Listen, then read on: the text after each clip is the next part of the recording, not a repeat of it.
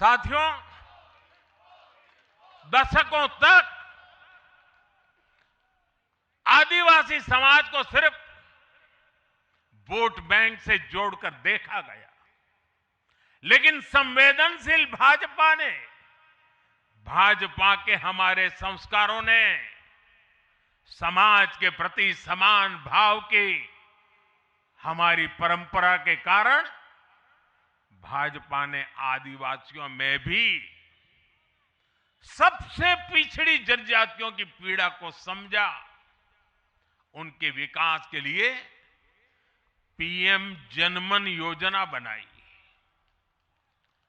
और पीएम जनमन योजना के लाभार्थी इतने बिखरे हुए हैं और एक दो दूर दूर जंगलों में पड़े हैं। उनसे एक म्युनिसिपैलिटी की सीट भी जीती नहीं जा सकती है। वोट के हिसाब से कोई उनकी तरफ देखेगा नहीं, लेकिन जब वोट से ऊपर उठ करके संवेदनाएं होती हैं, समाज का कल्याण हमारे संस्कार होते हैं, तो पीएम जनमन योजना जन्म लेती है। आदिवासियों में भी अति पिछड़ा संख्या में भले ही कम है, लेकिन उनके प्रति हमारी संवेदना में कोई कमी नहीं है। साथियों, हमारा नॉर्थ ईस्ट, वहां वोटर उतने नहीं है, सीट भी उतनी नहीं है, इसलिए कांग्रेस की सरकारों में उन्हें वर्षों तक उपेक्षित रखा गया। लेकिन संवेदनशील भाजपा ने नॉर्थ ईस्ट को दिल से भी जोड़ा और दिल्ली से भी जोड़ा। एक और उदाहरण आकांक्षी जिलों का है। हमारे देश में 100 से अधिक जिले ऐसे थे जिनको कांग्रेस सरकारें पिछड़ा घोषित करके भूल गई थी। इन जिलों को पनिशमेंट पोस्टिंग के लिए इस्तेमाल किया जाता था, यानी जिन अधिकारियों को सजा देनी होती थी तो उन्हें वहां भेजा जाता था। हमारी भाजपा सरकार ने इन जिलों को आकांक्षी जिले घोषित किया और प्राथमिकता के आधार पर इनके विकास के लिए काम किया। आज ये आकांक्षी जिले विकास के कई पैरामीटर्स पर अन्य जिलों से बेहतर प्रदर्शन कर रहे हैं, राज्य की एवरेज की बराबरी आकर के खड़े हो गए। साथियों, भाजपा का मंत्र है पिछड़ों को प्राथमिकता,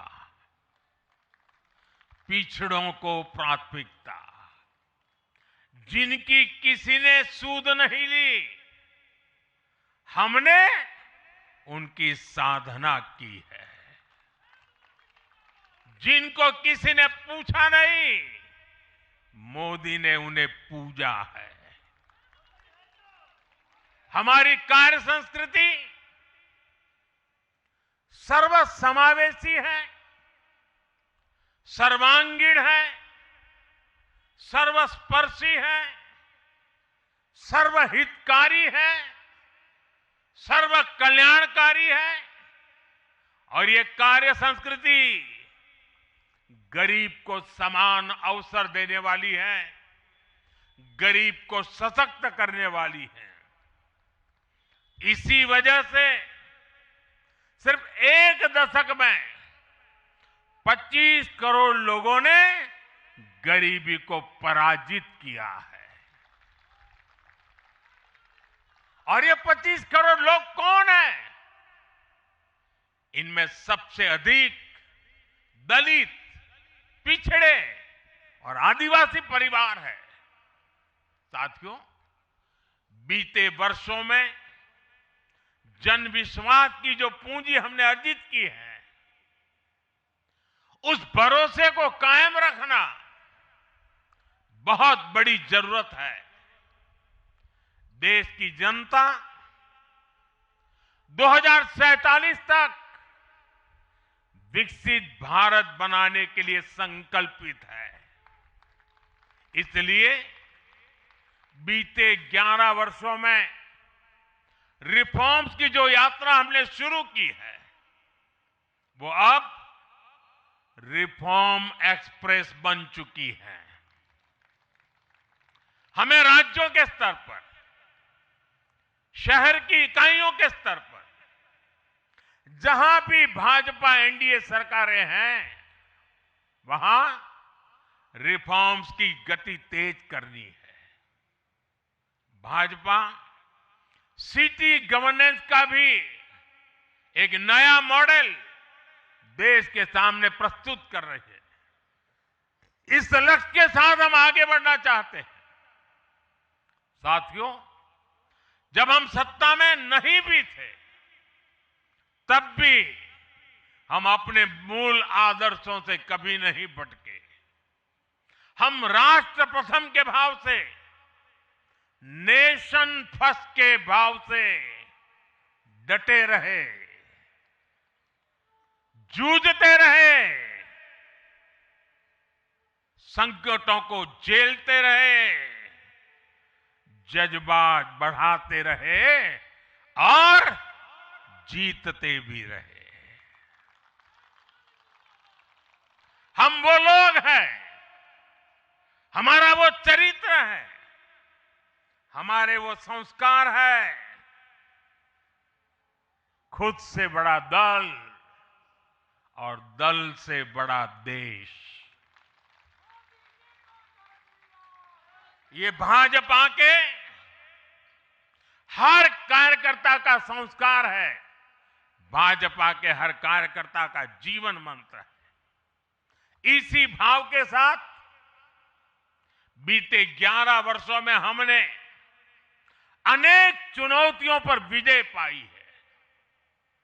जम्मू कश्मीर से आर्टिकल 370 की दीवार गिराना हो, 3 तलाक के खिलाफ कानून बनाना हो, इनको कभी असंभव माना जाता था। आज ये हकीकत बन चुके हैं।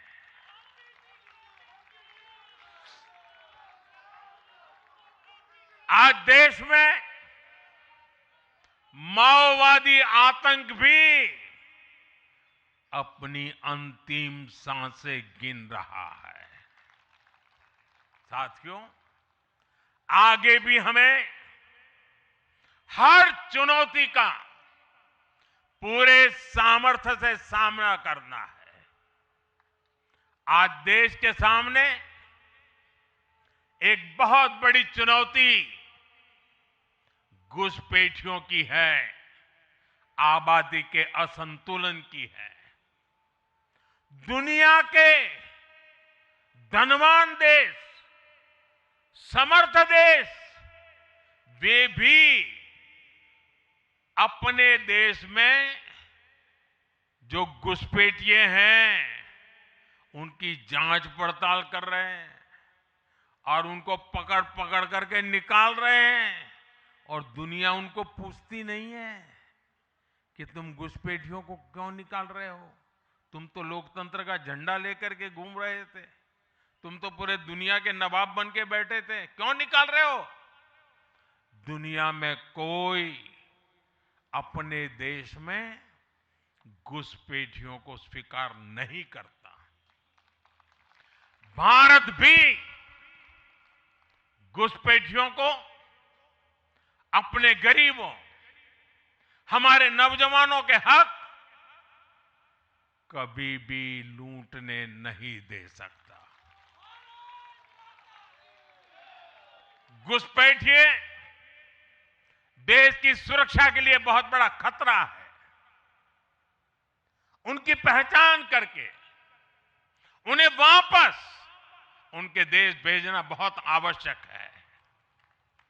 इसके अलावा ऐसे राजनीतिक दल जो वोट बैंक की राजनीति में घुसपैठियों को बचा रहे हैं या उन्हें कवर दे रहे हैं, उन्हें हमें पूरी शक्ति से जनता के सामने बेनकाब करना ही होगा, उनको एक्सपोज करना ही होगा।